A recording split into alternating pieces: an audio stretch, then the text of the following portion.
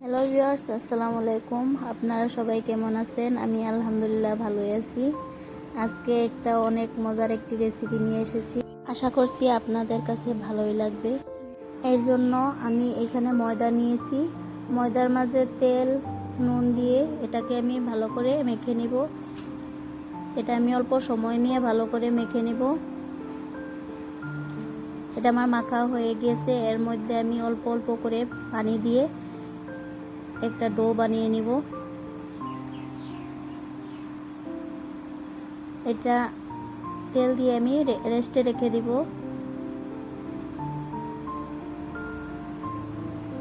আর এখানে আমি একটা ভাজা মশলা তৈরি করে নিব। প্রথমে কয়টা শুকনো লঙ্কা ভেজে নিব। এর মধ্যে দিয়ে দিলাম পাঁচফোড়ন দিয়ে এটাকে ভালো করে ভেজে এটাকে গুঁড়ো করে নিব।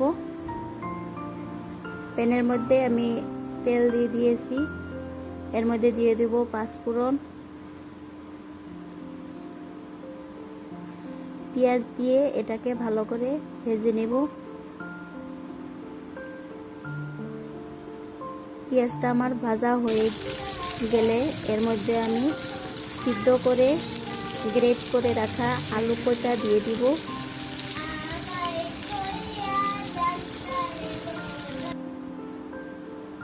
এর মধ্যে কাঁচা লঙ্কা দিয়ে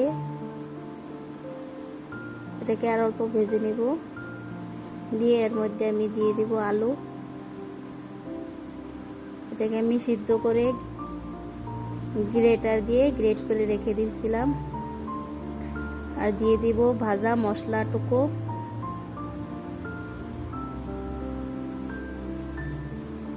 দিয়ে দিব পরিমাণ মতো নুন। দিয়ে এটাকে ভালো করে মেখে নেব। আলুর ডোটা আমার রেডি। আধা ঘন্টা বাদ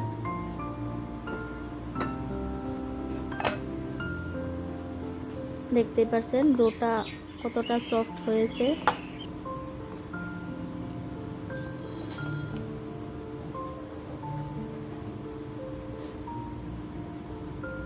এটাকে আমি আর অল্প মথে নেব।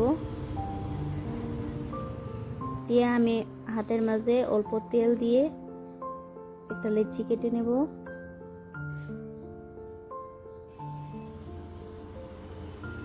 নিয়ে আমি এর মধ্যে পুরটা দিয়ে আমি এটা বানিয়ে নেব।